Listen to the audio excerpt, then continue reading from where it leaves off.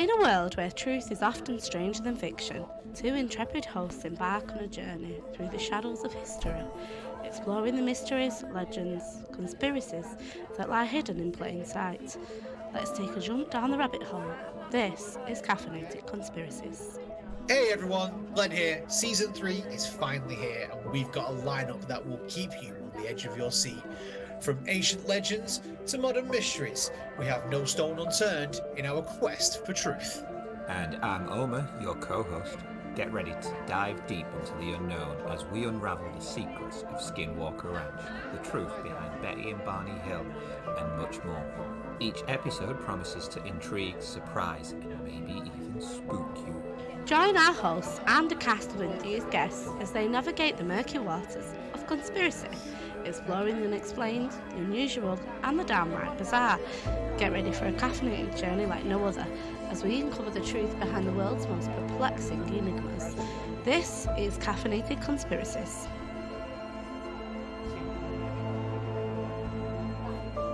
Nestled in the English countryside, this ancient monument has baffled minds for centuries, its towering stones whispering secrets of forgotten ages. Is it a celestial observatory, a sacrificial altar, or perhaps a gateway to a realm beyond our understanding? Join us as we delve into the Enigma of Stonehenge, fueled by caffeine and curiosity. Welcome to Caffeinated Conspiracies, where we sip on secrets and unravel the mysteries together. Like it. I like it. Welcome to episode 2 of season 3. We're still going strong. We're 3 seasons in and we still can't get that intro nailed down first time. But you can see all the new outtakes from season 1, season 2, and this season all on our YouTube page. That's right, you get to see everything. Back catalogue funny stuff, all the clips from season 1, season 2, and this season as well. It's something new that we're doing this season, and we hope you're enjoying it. We were meant to have a special guest this episode. Unfortunately, they have fallen sick and they can't be on this week's episode. We are hoping to get them on a later episode still, because this season hopefully this is the only episode we do just me and Omer. We have plans, as like I say, as we're recording again a little bit out of sequence. Episode 1 already has a great guest coming. If you haven't already heard that first episode, go and listen to it now. I'm saying that even though I've not actually recorded it, but we know what we mean. We have got a great guest on that episode. And oh man, we've just lit with guests this season. This season is going to be, we're going out with a bang. So quite a few people have asked just before we do get into it as well, and obviously I will mention this when I record the first episode as well. A lot of people have asked, why are we waiting so long to release this season? And it will be because as this season's come out, I will be a father for the first time, and obviously I'm going to be a bit busy with that.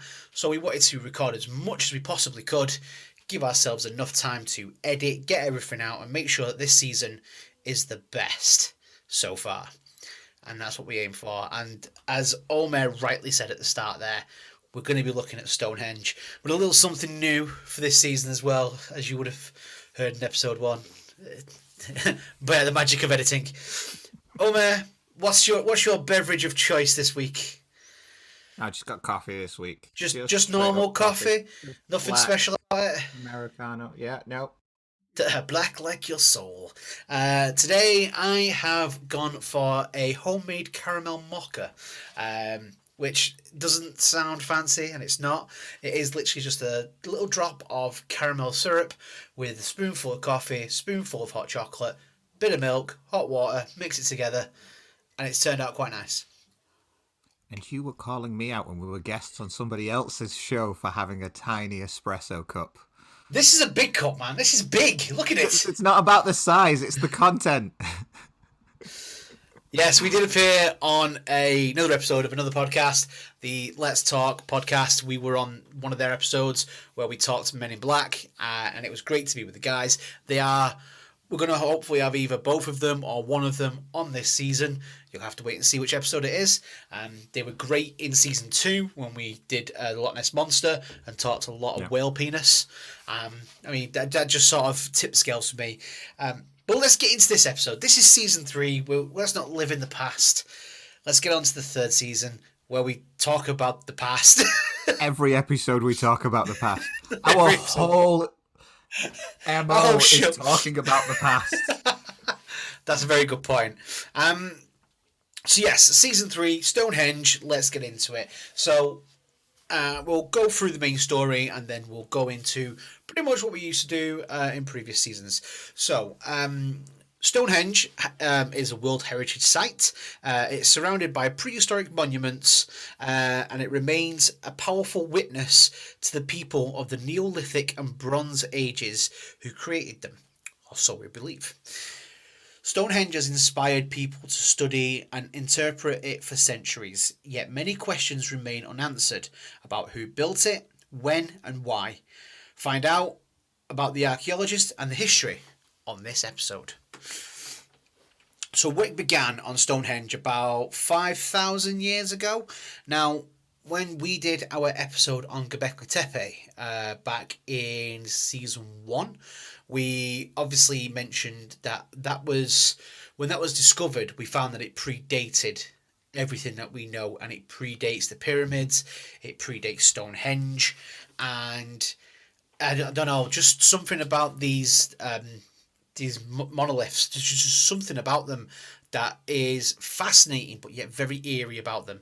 And I know that we said that how did sort of hunter-gatherers build something so intricate like that with carvings of animals on there as well in Göbekli Tepe. And when you look at Stonehenge, don't get me wrong, it's still a magnificent structure, but it's very sort of watered down to what Göbekli Tepe was.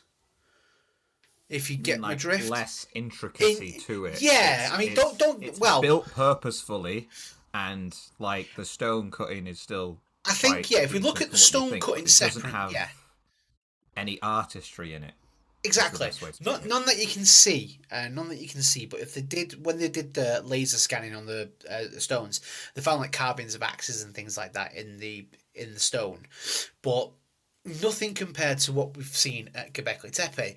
But I don't think we can sort of diminish the intricacy of Stonehenge when you look at how it aligns with the sun, which we will get a bit further into as we go on, because that in itself absolutely blows my mind. So, as I said, work began on Stonehenge around about 5,000 years ago, but it was built in stages over many years. The stone circle dates from about 2,500 BC. Now, I don't know if that's BC or BCE, because I know it's changed ever so slightly now. We've got it's BC, the same meaning, isn't it? Yeah, it's the same meaning, yeah. But I know a lot of people now sort of use BCE or BC. So if we are using that in the wrong context, because the data I do believe, a bit of the research I got was sort of a little older from where I gathered it from, but obviously the whole context is still the same. We don't know exactly how the stones were brought to Stonehenge, but some of the blue stones came from Presel Hills in southwest Wales, over 150 miles away. And for any other listeners who use a different metric system, they're 250 kilometres away. We can only speculate as to what Stonehenge's purpose was, but the fact that the sun rises over the heel stone on the longest day of the year, the summer solstice, and sets over on the shortest day, which is the winter solstice, which suggests that the prehistoric temple aligned with the sun's movements. Now, where we said just previously, we were talking about Göbekli Tepe and its intricacy of designing and its animals, and how we thought that they were trying to deliver us a message by using the carvings and the word that I can't say, the hieroglyph there. Hieroglyphics. Thank you very much. You can't say ufologist, so don't say it like that patronising tone with me, mister. It's been a long It's not a real day. world. a made-up a, word. It's been a long bloody day, okay? And with that, they obviously they carved all these fantastic animals in there and things like that.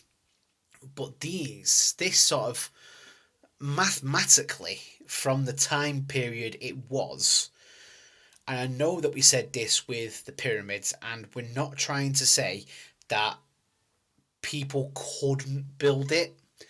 We're just saying mathematically it's semi-impossible to perfectly align that the sun rising, the sort of like the summer and winter solstice, when they don't really know what it was, and they don't have the means to sort of. I mean, there was no compasses, there was no sort of star charts, there was nothing like that back then. None. This predates written language.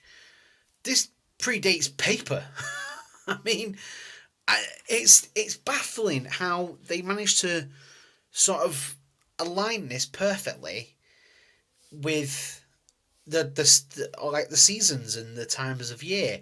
I mean, does that jump out at you as a bit confusing, Omer, or are you like me and you just think it could have just been a coincidence? So, given its structure and the fact that other monuments share a similar pattern, means it's not coincidence. There's not enough. You can't have that many coincidences line up so well. Yeah. Given what I was looking at through the research, and no one says it was like built instantly or built in our time frame, so they know they have an idea of how old it is, which they keep changing because new evidence comes up to say it could be older. Exactly. Yeah. So if we take the idea that it was built over a year, or at least 2 years, they could have easily put the first stone down, waited for the longest day of the year, and then worked their way around. So built the structure based on the seasons instead of the other way around. You're not building the structure knowing the seasons. You're seeing the seasons and building the structure to meet it. Yeah. Now, so they're obviously, not planning things perfectly. They're not going for like the perfect measurements of anything. They're going off what nature's telling them. Yeah. Now, obviously, we know that it was built over a period of time. Obviously, we don't know how long it was built over. Like you say there, they could have used that sort of system where they've watched the sunsets, they've watched days, and then sort of worked it out around that, because there is the theory that it's basically a giant calendar. But they did it over 364 days, and believe that there was more days in a month going on that way. Which I read about as well. Now, wasn't it 365 and a quarter, or am I remembering something else? I thought it was 364.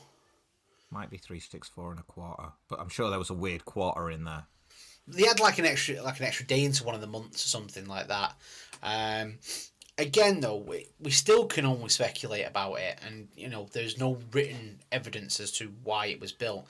Now, archaeologists believe that Stonehenge was constructed, here we go, in several phases from around 3100 BC to 1600 BC, with the circle of the large sarsen stone placed between 2600 BC and 2400 BC.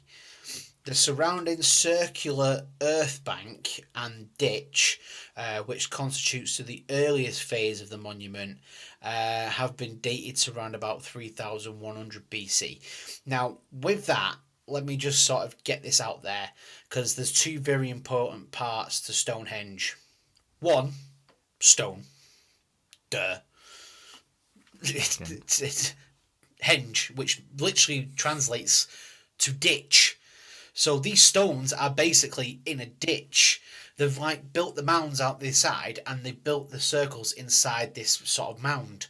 And that's where it gets its name from, Stonehenge. Now, I didn't actually know that until earlier today while doing some research. I always believed it was henge as in it was like the shape sort of, that's what they called the archway, was a henge. And that's what I've always believed. And I don't even know where that came from. I don't know if that's just me thinking that or what. But I never knew henge was ditch. That's new to I me. never knew that. I never questioned why it was called that until I started researching this episode. But the word henge always suggested like hinge to me, and I was like, that makes no sense. There you go, right? We have just taught people something on this season. There is a first time for everything with Caffeinated Conspiracies. We just give you a lesson. I'd drop my mic if it weren't on an arm. So Stonehenge's builders raised the stones using, also they believe, joints and pulley systems, which were found. They found some woodworking, and not seen any other prehistoric monument. This makes that the most architectural sophisticated surviving stone circle in the world. Far from standing alone, Stonehenge forms part of a remarkable complex connected prehistoric sites across the Wiltshire landscape. There is a wall as well. I forgot the name of the wall. You don't by chance have it there, do you, Omer, with your notes? Oh, no. Nope. What's it? I don't remember. It's not much further away from Stonehenge. And they found that this area here was more... When they've dug up the ground around the area, they found that this place was more habited with people compared to Stonehenge, whereas Stonehenge doesn't really have any signs of feasting, sort of living there or anything like that. But they have found body parts there as well, which they believed could have been, as you said in the start there, it could have been like a place for sacrifice or a burial mound or something along those lines. I know you're there trying to find what the wall was called. Have you got any... Got it. Durrington Wall. That's Walls. it, Durrington Walls. So I do apologise about that. Durrington Walls, which is a bit further down the river Avon, and one of the... I don't want to go into the theory, actually. I'll go into the theory a little bit later on. But let's go into a bit more into sort of the story side of things. So the monument's mysterious past has spawned countless tales and theories. According to folklore, Stonehenge was created by Merlin, the wizard, the Arthurian legend, and if you've played the Harry Potter game, you'll find that he's a Slytherin. Never would have counted Merlin as a Slytherin. I always thought it would have been more of a Hufflepuff to me, but you know, that's just me. Ravenclaw. I always thought Ravenclaw. Really? Because he wears blue. I'm colourblind. Every like modern depiction of him always puts him in a blue robe, so I always assumed he'd be Ravenclaw. Yeah. So from that story though, the wizard of the Arthurian legend, who apparently magically transported massive stones from Ireland, where giants had assembled them. Another legend says invading Danes put the stones up, and another theory says they were ruins of a Roman temple. Now, modern day interpreters are no less colourful. Some argue that Stonehenge is a spacecraft landing for aliens, and even more say that... site. Yeah. Some even say, this is the weirdest one I've heard, even more that it's a giant fertility symbol in the shape of female genitalia. I think these Many people questions haven't... on what people think female genitalia look like. Not like Stonehenge. If yours looks like Stonehenge... I'm not even going to finish that one. Archaeological investigation of the site dates back to 1660, when it was first surveyed by antiquarian John Aubrey. Aubrey wrongly credited Stonehenge to a much later Celts, believing to be a religious centre presided over by a Druid priest. Now, the Druids didn't come to England until about 500 years after Stonehenge had been built. So... I got other things on that. We'll go into one that. bugged. We'll go. That one was one of the things that bugged me. But carry on. Modern debate over the monument's meaning has two main camps: those who see it as a holy site, and others who believe it to represent a scientific observatory, as again you said at the start there, Omer. Both camps base their theories on the site's celestial influence and alignments to the sun and the moon, taken as evidence of rituals linked to changing of the seasons and the summer and winter solstices. Alternatively, alignments identified particularly with stars point to a megalith calendar used for working out dates to reflect or predict astronomical events, such as solar eclipses. One of the most famous landmarks in the United Kingdom, Stonehenge is regarded as a British cultural icon. It has been legally protected since 1882, when legislation to protect the historic monument was first successfully introduced in Britain, and the site and the surroundings were added to the list of heritage sites in 1986. Now, there is a lot more to go through Stonehenge. Now, the only thing is, I feel like with Omer's information as well, and if we carried on with more and more and more, we would have had to split this into 2 episodes, and 2-part episodes are not part of our schedule at this moment in time. But Omer, what other information did you get about Stonehenge? It was just some interesting bits. I mean, yeah, World Heritage Site. Most of the rest are the same. The size, because I always thought it was just that small area of the Stonehenge No, itself. it's massive. It's huge. It covers, what is it, like 2,600 hectares, which is about 6,500 acres of land. Yeah, because when you think about it, you've got the ditch, you've got the inner circle, you've got the heel stone, the slaughter stone, you've got the outer ring, and then the bits where the stones have gone missing over time.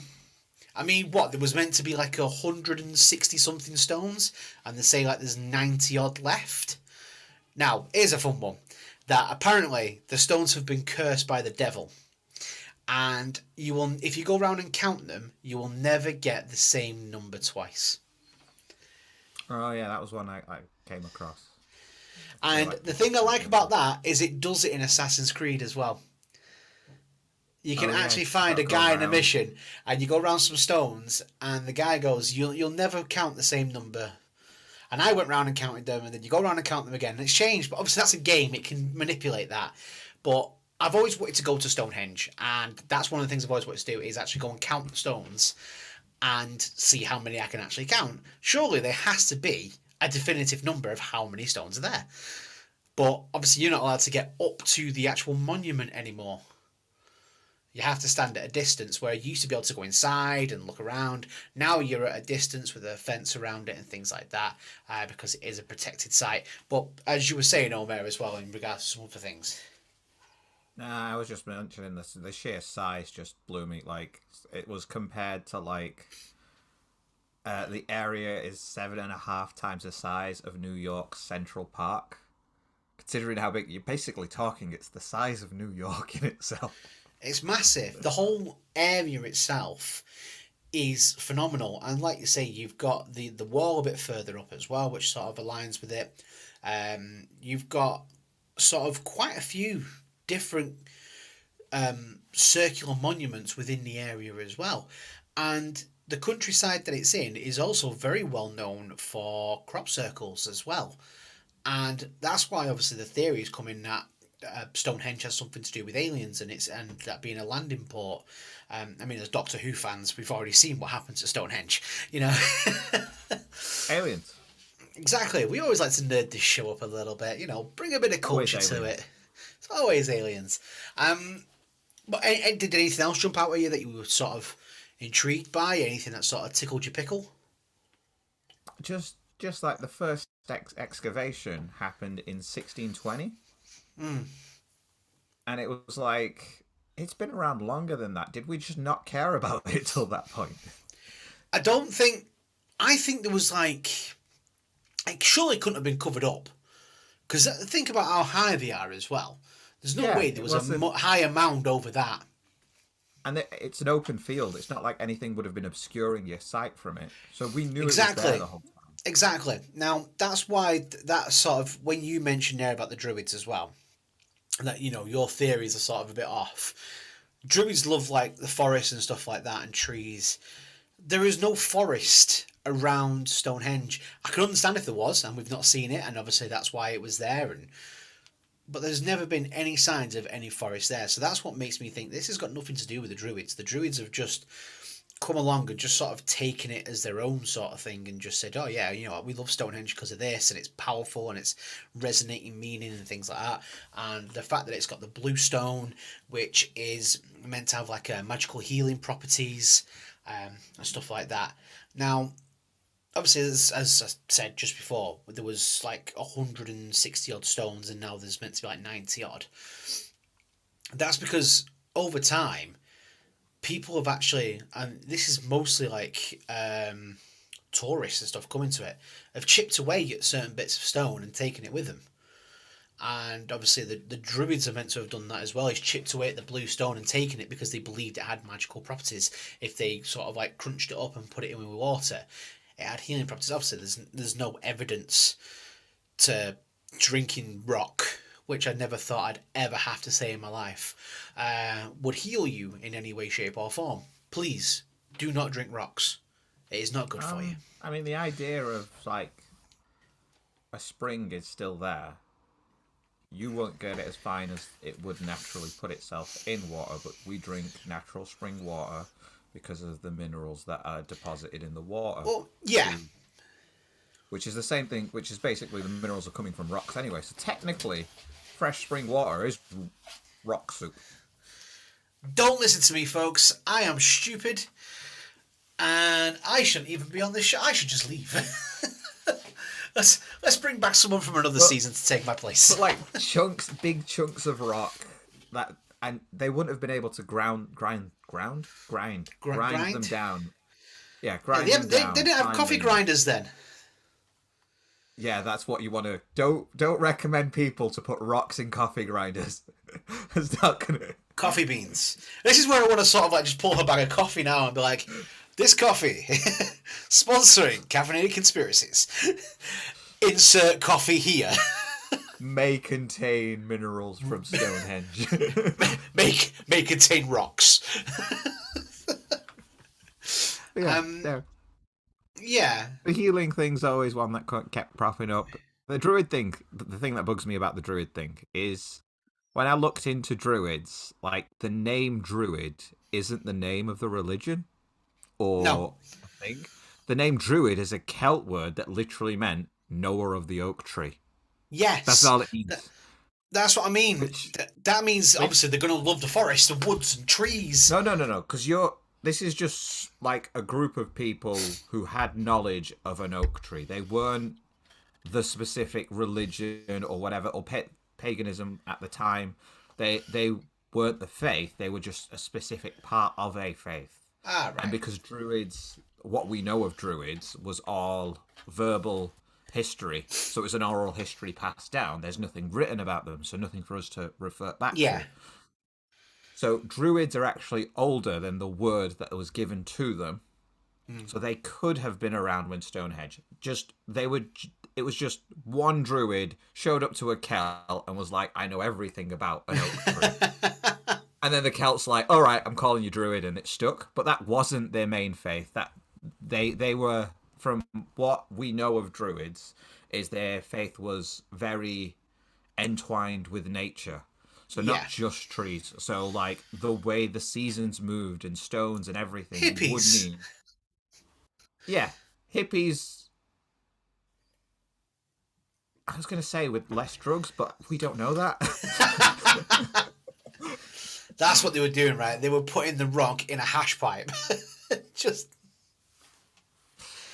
That's all I'm saying. I'm not saying any more than that. Massages. Well, talking of hot rock massages, in a different way, there's as I said, like the heel stone and the slaughter stone, and apparently I think it's the heel stone that when it rains it looks like blood, basically, when the water hits it, and people say it's because it's the blood saved up in the stone from... That was the slaughter stone. I'm sure you've got that. No, the slaughter stone was for animals. The heal stone was for sacrifices. Like human sacrifices. So they say. And when it rains, it runs red.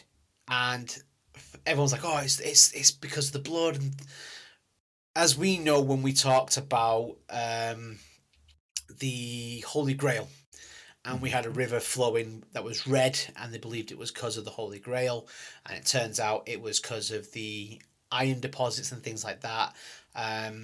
Basically, when the water hits the stone, the algae that's on the stone mixes with the water, and it makes it look like it's red.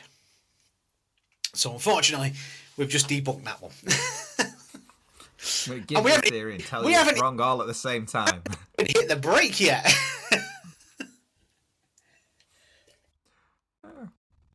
But, I mean, Stonehenge has fascinated me for years, I'm not going to lie. And it seems to be every time that I try and plan a trip to go to Stonehenge or anywhere near it, something stops me from going. Something crops up. And a few years ago, we were gonna go to Bath, and we were gonna do a day at Stonehenge, but the trip got changed, and we went somewhere else. And it just seems to be every time I try to plan to go anywhere near it, I'm pushed away, and I don't know if that's a sign in any way, shape, or form. Am I not meant to go to Stonehenge? Do I already know too much? Are the men in black going to be there waiting for me with a 9-volt battery to know what we're on about? I'm doing a nice little plug in there for Let's Talk, their podcast. Go and listen to their Men in Black episode. All will make sense. It's a great episode because me and Omer are on it. We learned a lot. But the guys are already hilarious. Hashtag Billy is real. But apart from that, going into it, it just seems to be something stopping me from getting there. And one day I will eventually get there. I know I can't go up to the actual stones, but I can stand at a distance. I can see them, and you know, people are saying that the one woman saved up for an entire year to go to Stonehenge for the summer solstice, and she said to her it was like Muslims on their pilgrimage to her. And I'm thinking, really? You're going to Stone... Yeah, I suppose it does. And, I mean, you know me, I'm not one to knock people's faith. I'm not in any way, shape or form. I have my own opinions. But I suppose if that's what you want to do, then that's what you want to do. If Stonehenge has that sort of spiritual connection for you, then by all means do it and go for it. I just want to go because I'm interested in it, and it sounds like a fun place to go. And I love the sort of mystery surrounding it. But what we're going to do is we are going to go into theories. But before that, as we do, we're going to take a very quick break. Hello, Twisted Humans. Do you find yourself wanting to know more about the latest murder, conspiracy, cult, or haunting? Then this is the podcast for you. In 1952, there was a record high of UFOs reported. 1,500 sightings. There has been evidence of human sacrifice, devil worship, and it is haunted by more spirits than can be counted. A family of 2 adults and 2 kids reportedly saw a giant flying thing with glowing red eyes. And meanwhile, the family's nanny that helped Veronica to care for her and Lucian's children was found bludgeoned to death in the basement of their family home.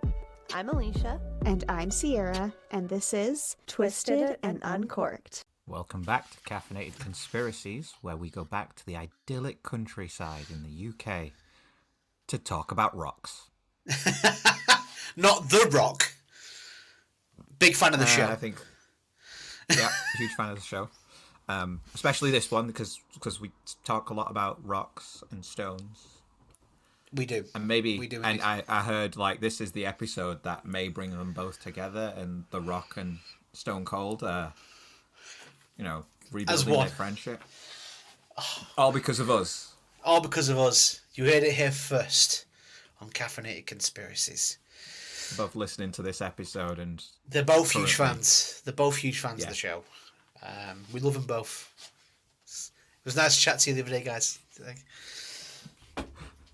Read a disclaimer at the bottom there. It just says, these guys did not speak to them. We do not know if they are fans of the show. But yes, welcome back to the episode. And like I say, just before the break, obviously you heard, well, in the break, sorry, you heard a trailer for another great, fantastic podcast. So please do go and like, comment and subscribe on their show. And we'll get on to sort of the theory side of things. And again, much like last season, we have a theory. We score it on a scale of 1 to 5 on how much we like it. And we we go through a scale of 1 to 5 to sort of not just its believability, how fun it is, do we think it's plausible, and these are just our opinions. These are not the opinions of anybody else. I do need to make you aware of that. These are mostly fun theories. Some of them are balls to the wall ideas that we've just come up with ourselves. So theories. I want to jump straight in with Merlin. Merlin built Stonehenge with the help of giants from Ireland. I mean, that story just sort of blows my mind. I mean, I love the story of Arthur and Merlin. We said it when we did, was it the Holy Grail? It was the Holy Grail. Yeah. I get muddled up with the Holy Grail and the Ark of the Covenant because we've done both, and Indiana Jones done both as well. It's the first time Indiana Jones has been mentioned since season 1. So I mean, we're doing well. I thought, the fact that it's a large stone. Oh, this one doesn't roll though, does it? But yeah, I like the whole King Arthur story. Obviously, there's still no definitive proof if Arthur was a real king, if he was based upon somebody. But I do believe that there was just some geezer knocking about called Merlin. And whether he was a wizard, for those listening and not seeing the clip, I'm doing air quotes with my fingers as wizard. I just reckon he was some dude, he's eating some mushrooms, and he's just getting on with his life. And he's become best mates with some king, doesn't know how he got there, and now he's become like this magical advisor. And he hasn't got a clue what's going on. Wait, your Merlin theory is he was just high, walked into court one day and got appointed like King Arthur's left-hand man, right-hand man. Tell me you wouldn't watch that if that was a movie. I mean, I would watch that if it's a movie. I would read it if it was a book, but I would not believe any of it to be anywhere near factual. I am sounds more like a Monty Python sketch, doesn't it? Or a Blackadder. No, this is, what's he called? Seth Rogen. Yeah. This sounds like one of his movies. Seth Rogen is basically Merlin, and then James Franco is Arthur. I could see it. I could see it, especially with Seth Rogen's laugh as Merlin, where he's just like high as fuck. He's just accidentally predicting things that are coming true. He's getting high, giving them crazy ideas that just happen to work out. For any Hollywood star listening to this and wants to help us make this movie, get in touch. My favourite idea that just came to me was like, it's him arguing with some woman about like the sword being magical or not. He gets annoyed, pushes her in the lake, and then as she comes out with the sword, he's telling everyone, "Oh no, she's the Lady of the Lake." Emma Stone as Morgana. There you go. Yeah. I could see it. Yeah. We could make this movie. If anybody wants to give us a budget to make this movie, hit us up. We're on it. Pitch it to Seth Rogen. He'll do it. Yeah. We just take a percentage. I'm fine with that. Sponsored by Caffeinated Conspiracies, a Northern Dreamers original production. No, that's going to be in the opening title of the movie. A caffeinated conspiracy idea. just me and you with coffee, like, hi. On this week's episode. But yeah, going on the theory. going on the theory that Merlin built Stonehenge.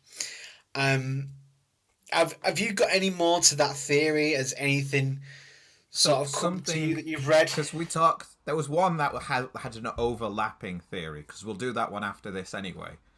But one of the theories that I read was some people believe that Merlin built Stonehenge but wasn't 100% of the purpose. It had other functions, but the main purpose he never disclosed. And one of the theories was Merlin knew aliens.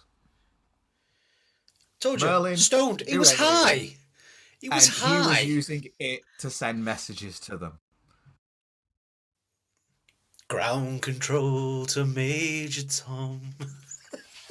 How else did he have knowledge that no other human had at the time? Because he was speaking to aliens. All right. Okay. So we're putting two theories together there that Merlin built Stonehenge with the help of giants to talk to aliens. Yep. Am I stoned? It does sound like a high idea. Yep. What was in this coffee? Dude, man. I mean, all right. On that, believability, I'm giving it a 1. For fun, I'm giving it a 5. I mean, that's how I'm rating things now. I'm doing believability and fun. So, believability-wise, We'll go 1, with that. Okay. 100% 1. For the fact that if that was the case, that Merlin built these with the help of giants to contact aliens, that's a 5. And that is the highest of 5s that we have on this show. Okay. So this season, are we going for like an out of 10, but you're breaking the 10 into 2? So believability 1 out of 5. We can add it together. So in total, you've thrown a 6 at it. There you go. Right. I've got to say, just because I don't want to hit believability as a 1, because I somehow want this to be true, I'm going to go for a 2. Okay, all right. It's got to be a 2, just because there's a part of me that so wishes for it to be true. Even though every logical reasoning part of me is like, you're an idiot. But out of the fun factor, I'm going with you on a 5. Yes. Yeah. It's such a fun idea that just like... That's just crazy. I love it. Aliens. We should also explain Irish giants. Maybe they were like an offshoot of aliens. Maybe. What are your theories? You want to go next? All the other ones were the normal ones. The one that came up is just a very ornate, well preserved burial ground, because they found like, what was it? Yeah, that I like, because they have found a body, didn't they, of a girl there. They found what else they found? They found like bits of jewelry there. Like they were ordaining someone who had been buried, and they were giving them the treasure, much like the Egyptians do. And it's, I don't know, they didn't find anything in regards to, like, say, people living there like they did at the wall. A lot of it was, so they didn't find a lot of full bodies or like anything. They found a lot of cremated remains. Yeah. So and they ranged from like men, women, and children, all from like the Neolithic period. But so this was like that in early regards, times of it. yeah.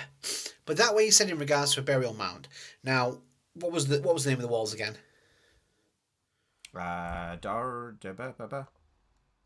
Durian Walls. Durrington Walls, which is a bit further up the River Avon. Now, there's been some sort of suggestions that what they did when people died, they would put them in a boat and they'd sail down the River Avon to where Stonehenge was, from the village, sort of like as we do now, where we drive down the street and we have the hearse at the front, and everyone would sort of like follow behind, and that's what they did. And they got up to Stonehenge, took the boat out of the river and walked up to Stonehenge and used that as the burial mound. That is one of the theories. And again, mixing the two together there. I kind of like that one. I think that one sort of... I don't know why they built it as a burial ground, but who am I to judge? You know, build what you want to bury people. I mean, people probably look at us in 10,000 years and go, why have you got gravestones? Why do you burn your loved ones? And think that we're weird. So, again, who am I to judge? And the fact that they had to build something like that to honour their dead and their loved ones, I kind of like that. It makes it sort of feel... we're not too far off what people were like back then, and it's a human thing, and it makes us sort of connected to the past in such a way that for fun, I give it a 2 because I like it. I think it's a nice, solid idea. And for believability, I'm giving it a 4 for that because I sort of like the idea that it could be this. It could be a burial mound. It could be where...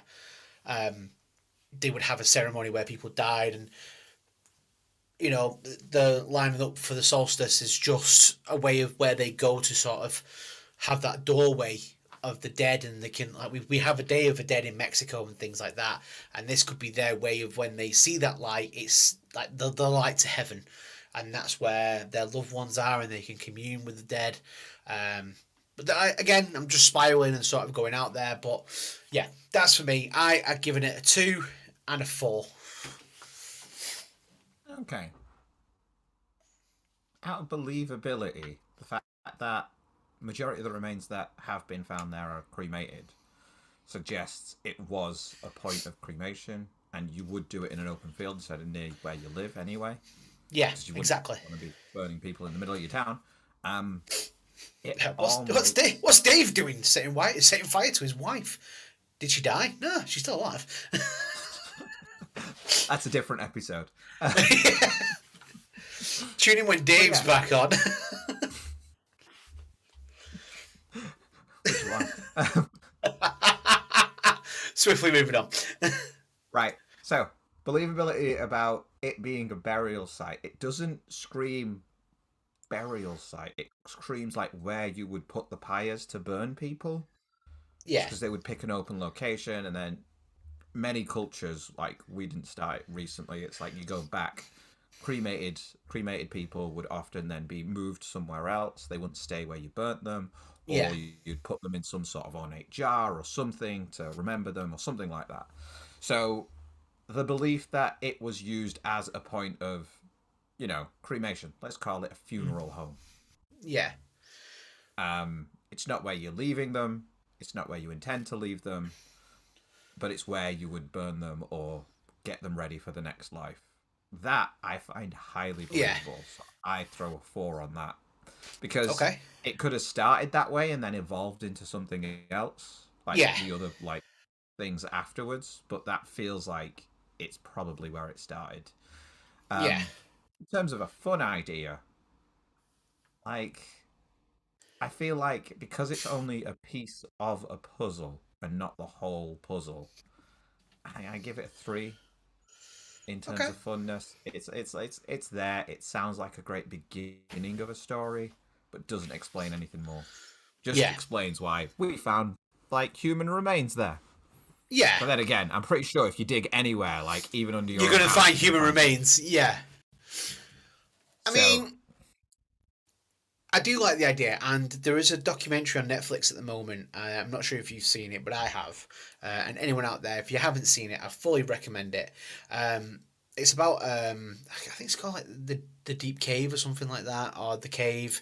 And basically, these cavers found what they believe to be one of the first caves where people were living in, and they found that when the people died, they took them to this cave, and the tunnels going through are so small and intricate that they have to sort of climb over jagged edges, and they would take their deceased down there and put them at the bottom and sit with them, and then they'd sit there for a few days and then climb out. But this was early, this is where they believe that the missing link is. And it's a fantastic documentary, and it's worth watching. And it sort of made me think of this a little bit in death, and obviously how we move on as human beings. You know, everyone's got their own sort of ritual on what we do when someone does die. And I think it does tie sort of us as humans together, because animals don't do it. When an animal dies, they just all bugger off and leave it. You know, we are the only species, and have been for quite some time, to sort of bury our dead, burn our dead, and sort of commemorate them.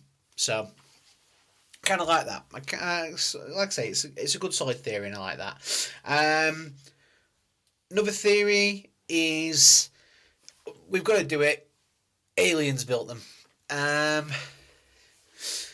Because, let's face it, the blue stones came from Wales, which was, what did I say before? Like 250 kilometres away? Yeah. Yeah, 250 kilometres away. Bearing in mind, this is at a time before the wheel was invented. And I'm sorry, there is no way you are dragging those giant rocks. I don't care if there's a theory, a mad one that I heard many years ago, is that, gravity wasn't as strong back then. What? What are you on about? Stop waffling on. Gravity has been the same sort of density of gravity as it's always been. It's not changed. Gravity has changed, but not that much to be a major difference in moving rocks. But there was it was a documentary, and they attempted to actually move one of the blue stones from Wales using only the types of materials that they would have had then. So they built a boat themselves using like string and rope and bits of wood that they cut down themselves to make it quicker, so it didn't take as long. They did use chainsaws to cut the wood down, I will say that, but they built them by hand. And then they dragged the stone onto these little boats that they made, and two of them sank. And when they went down to have a look, they found other blue stones down at the bottom of the river. So obviously, the people that were building it, it took them a while to sort of go, oh, we can't move this stone, it's now sank, what do we do? But that's where the theory about the aliens comes in. That, much like we said with the pyramids, now, we are not diminishing anything of anyone from any other country or any different type of skin colour to say that they couldn't build it because they were stupid in any way, shape or form. We are not saying that, because we are now saying the same thing about people of England and United Kingdom at the time. I think that if they had help from aliens, that's how they've done it. But why is it, like you said, was it a way of communicating? Is it a space station? But like I said before as well, that area of the country is very, very well known for crop circles, and still to this day there are crop circles, and you find them a lot in the summer. I know some of them where it's been some guy with a plank of wood and a bit of rope, but I'm sorry, there's no way you can get those intricate circles perfectly the way that, like some of them designs. Nah, I'm calling BS on that. But I mean, I'm definitely thinking, if it is aliens, it would explain how it was built so perfectly, how it's aligned with certain stars and constellations, how it's aligned with the sun, how it's aligned with the winter solstice. Everything just seems too perfect for that time. And as I said at the start, they didn't have pen and paper. They didn't have calculators. They didn't have tape measures. I mean, I'm trying to get flooring down in the front room.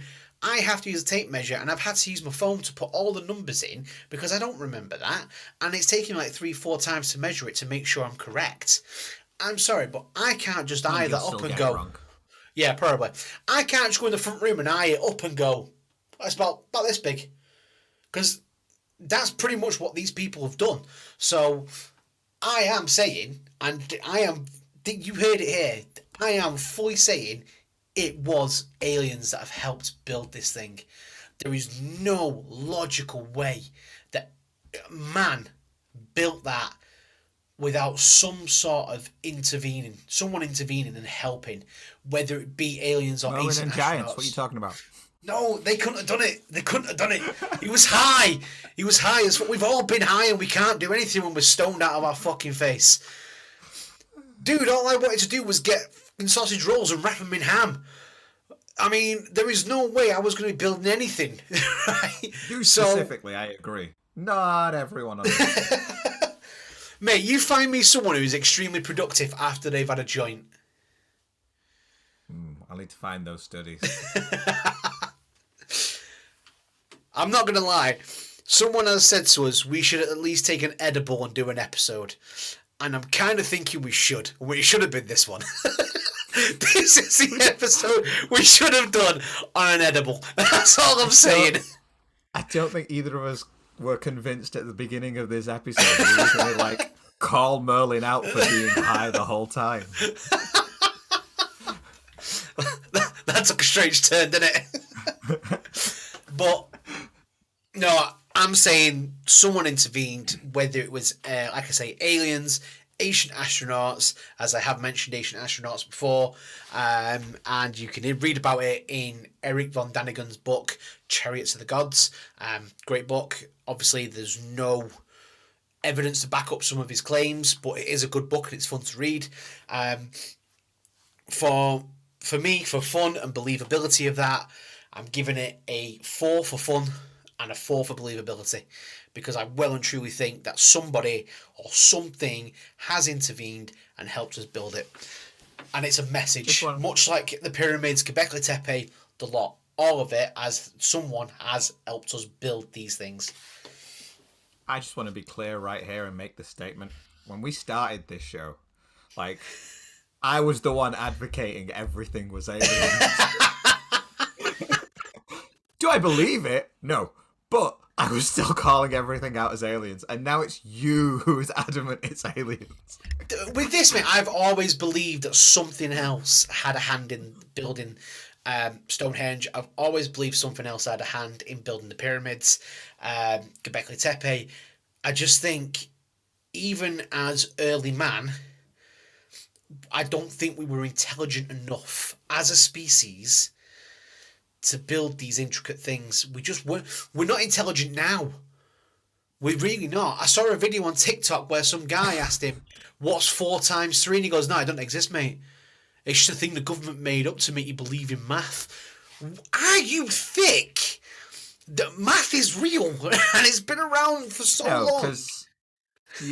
So I gotta totally disagree with you, because humanity as a whole, when you grab people at random moments in life and ask them a question that they're not expecting, a lot of people, and I mean the vast majority of people, are going to look like idiots.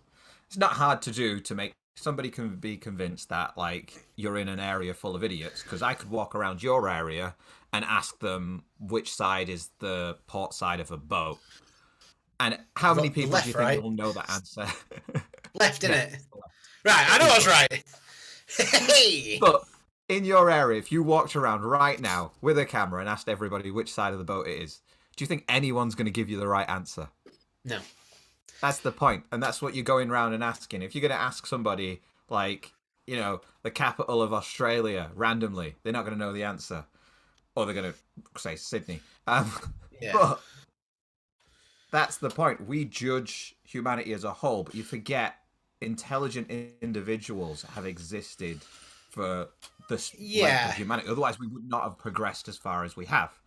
Very true. My personal belief that there was people smart enough to have done that math and figured it out. They would have used different metrics to measure. They would have used different methods to get there. But to have done the measurements could have been done by somebody back then. I think too often when we talk about historic, we think you go back in history, people are stupider or have less intelligence because they don't have what we have now. The base level of intelligence of modern day humans today has gone up only because we're all taught equally. Whereas, well, semi-equally. Whereas back then, nobody was taught anything. You learned by doing it yourself. You know what? You've got a point there. So there was intelligent people back then, just there weren't many, but all you needed is a few to give the idea and instructions to build it, and then the unwashed masses to then build it. I suppose the way you look at it like that is 1 and 1 made plus 2 equals 2, but there are many different ways to get to that answer, and it's always going to be the right answer. You just might have gone about it differently. I mean, I've looked at how kids do math now compared to how we did it in school, and it's very different. And they're using lines and things like that, and I'm looking at it, and it looks absolutely complicated to me. It's gibberish compared to where we would do like long multiplication, and we'd have like the little box thing, and we'd used to put all the numbers on and put like the 2 next to the 3 or something like that, and work it out that way. And you show that to a kid now, they're like, what? Don't make sense. I do it like this, and they're drawing these lines out, and I'm looking at it going, and it baffles me. But if they do same answer. exactly, so 2 different ways of doing it, we just come up with the same answer. So I suppose in that respect, you're right that there would be somebody out there. I mean, look at some of the fantastic minds we've had. Leonardo da Vinci, fantastic mind, and he created some fantastic sort of inventions, and he even sort of made the first flying machine before he even knew how to fly. So I suppose in that, taking your side of it, yeah, I see it. But for me, I just think we weren't as well educated back then. Like I say, you're still going off masses there. Because all you need is 1 or 2 intelligent people to have existed back then, to have built a solar calendar, let's call it. What we were on. What was the one we were on? We're talking about aliens, right? So yeah. So to build one of the theories of a solar calendar, because it's just a calendar, it's math that somebody back then would have been able to do. They would have done it differently and wouldn't have written it down, or maybe they did write it down, but in a way that we can't understand it, so we're not calling it math because it's not the math we understand. That's very true.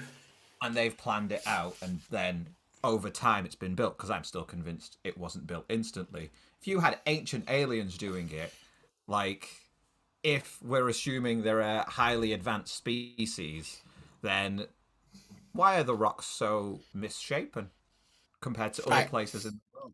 They didn't build it, they showed us how to build it. But then why build it there, and then compared to the other sites around the world where you've got rocks that sit perfectly? Because with the pyramids, they perfectly align to Orion's belt. With Göbekli Tepe, it perfectly aligns with... There was another star constellation, I believe we said.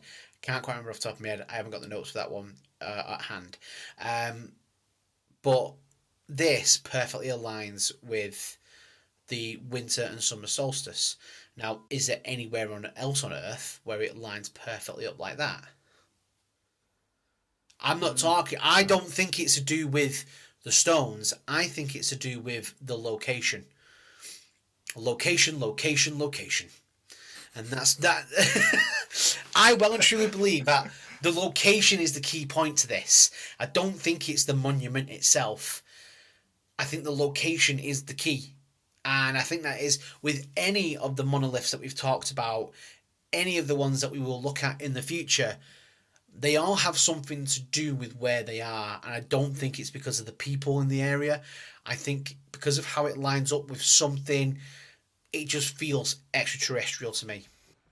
No, because that's like me spending every day, like 6 a.m, shining a light in your face from a specific angle. And then over time, you start having dreams of a light coming to you at a specific angle. Because it's the same concept. Cause... Stop shining a light in my eyes then. No.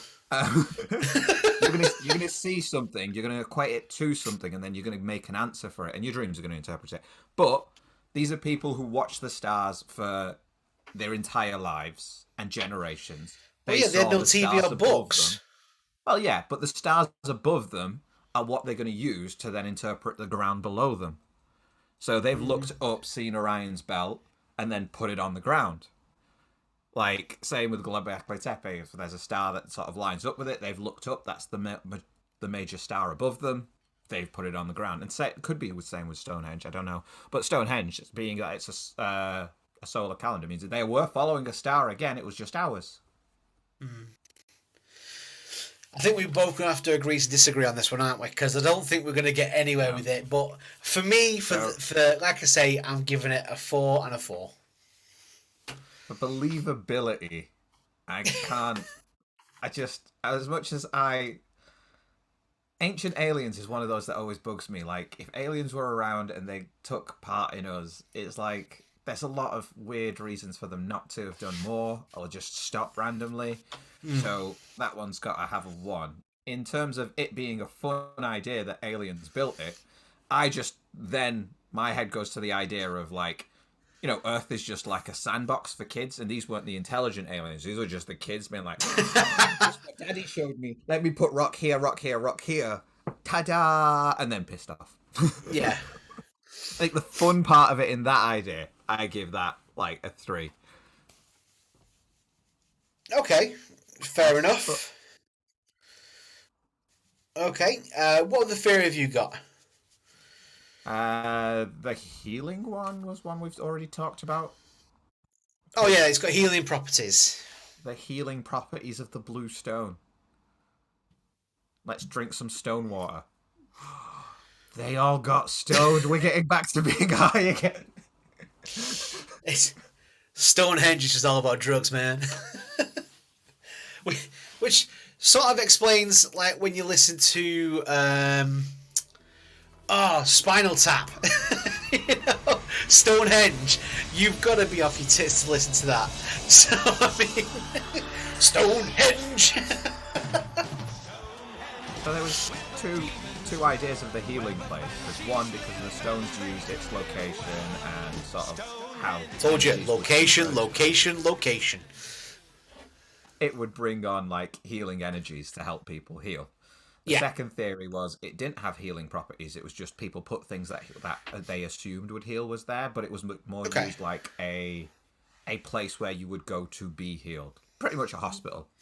It was just where you'd go. Oh, my kid's sick. Let's bring them here. The local, you know, medicine man or druid or whoever you had at the time would then come see them and be like, okay, this is what's wrong with them.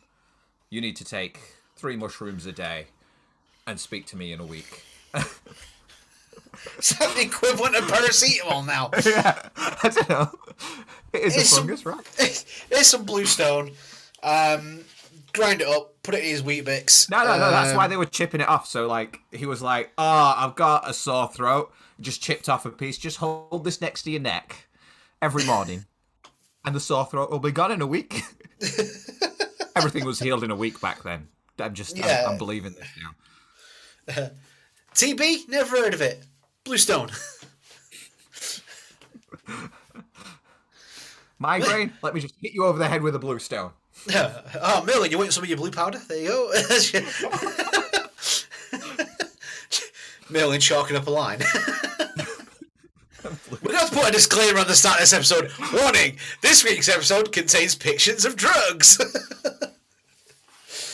But, healing. What's your thoughts on it being a healing site?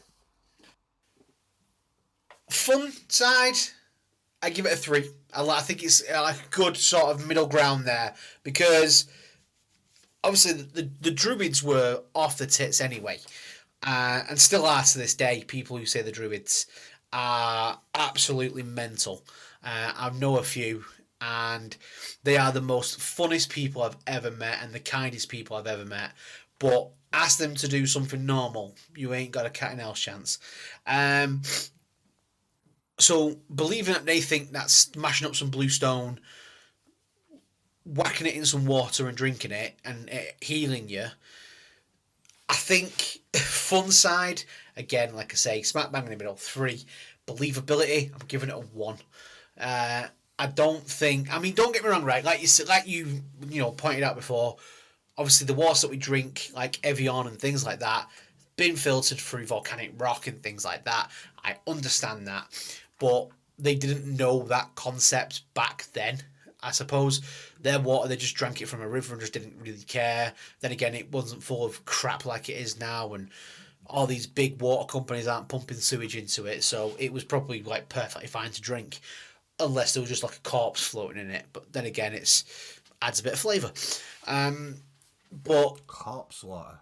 That's a good name for a drink. or a death metal band. Corpse water.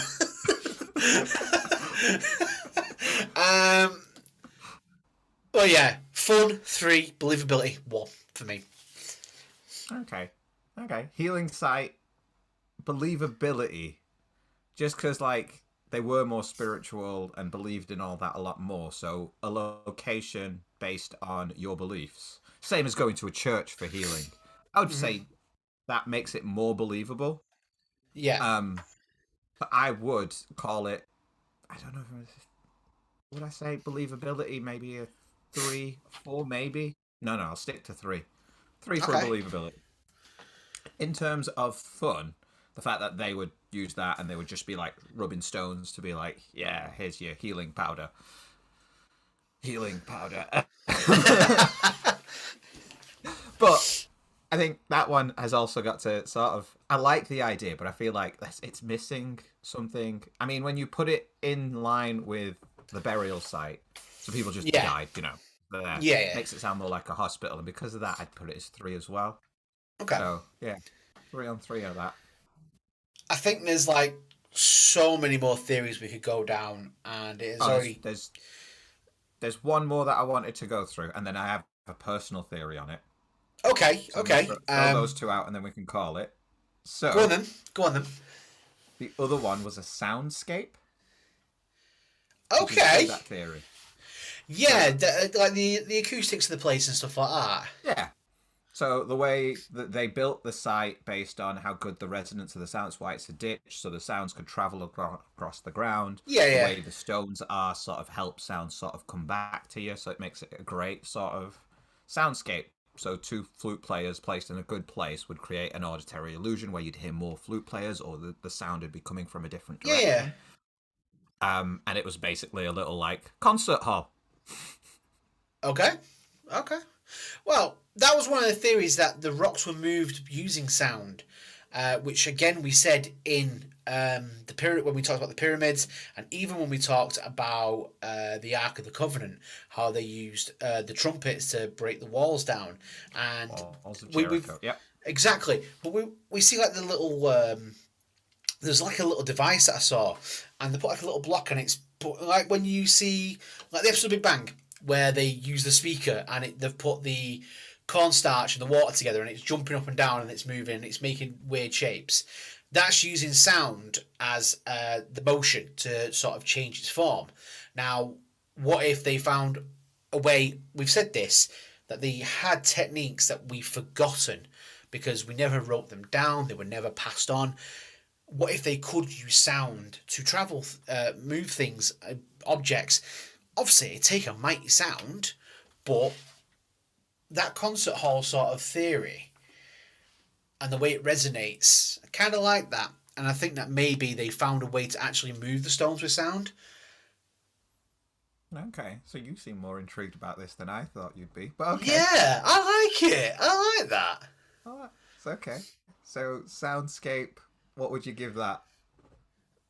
As long as someone can stand in there, right, with a sax and play da da da da da da da, and just hearing that vibrate around da da da da da da, I'd be like, oh yeah. Thank you, Chris. Believability 4, fun 5, because I like it. I just think that as a big lover of music, I think just hearing one of your favourite bands in there with the if it does do like it says it was meant to, especially when it was all the walls were there, I reckon that would have been amazing. So yeah. I'm giving it a 5, like a 4 and a 5. That for me, yeah, definitely. Just because of how far back we're talking, and they'd figured out an auditory illusion to sort of disperse sound fantastically, and we've got missing rocks, as we both know, so there's missing stones, so that could have travelled further, so you could have heard, in theory, maybe you could have heard sounds further out, so it could have been like a mass grouping. I like that idea, and the fact that there is science to sort of back up how sounds travel. I give that a 4 as well in terms of believability. In terms of fun, I just feel like that they're still missing things from it, which my last theory will come into. But there's missing things from it, and the fun factor seems like it's missing things to take it to the next level. So I'm gonna give that a 4 as well. Okay, good solid score there. Good solid score. But go on, what's your last one? Right. We've gone through this journey where we've realised, the different things that site could be. We've talked about a healing site, burial site, soundscape needed to be mentioned before I moved on to this theory. Druids, Merlin, alien wizards, right? Getting stoned.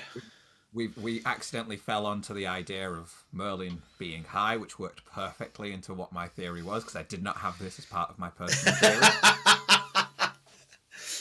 Woodstock. I love it. It was the original site of Woodstock. Because look at it. You've got like this soundscape where music would have played. Loads of people would have been there. Somebody accidentally got burnt, so that's where the cremations come from. I'm done. I quit. Fucking quit. But it also explains the healing, because music has been known to help healing. I love it. It was a giant ancient festival site. Oh, God. Okay. What? Just like... You'd have healers on site, because pan people are flutes getting and stuff like that. And pan flutes. What else did they have? I don't know. Mandolins, maybe. Something older. They would have had drums. Some form of drums back then. Can you imagine hearing like Master of Puppets on a loop? Merlin was probably the headliner. He was MC. First band would have been Merlin and the Aliens. The Giants. The Giants were their own band. Corpse Water. Corpse Water played there. Corpse Water were headliner. So you've already got your set list. You got Merlin and the Aliens, Corpse Water, the Giants, the Druids. You do know now, for sort of advertising purposes on our Instagram page and our Facebook, we're going to have to make like a poster for Stonehenge Woodstock. Stonehenge Lock, right?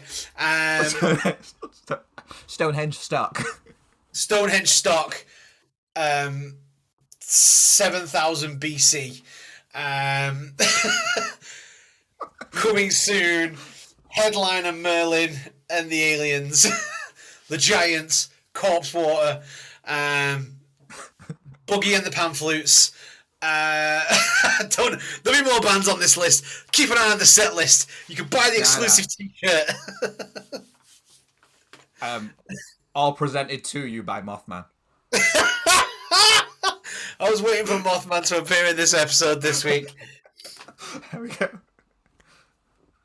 Northern Dreamers and Caffeinated Conspiracies are proud to present Stonehenge Stock. Oh, God. We'll refine the name. I'll make the poster. That's it. That's it. Where our first t-shirt, whenever it comes out, whenever we finally get round to making merch. That is going to be one of our t-shirts. That's got to be a band t-shirt with a set list. Stonehenge Stock. I love it. I absolutely love it. But I think before we go any more balls to the wall, we need to end there, because this episode has gone on for too long. It's been great. We hope you've enjoyed this episode. Like I say, it's our first time recording for season 3.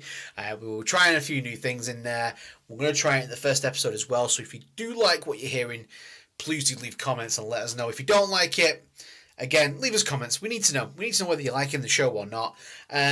For all those people that have already supported us on Ko-fi, thank you so much.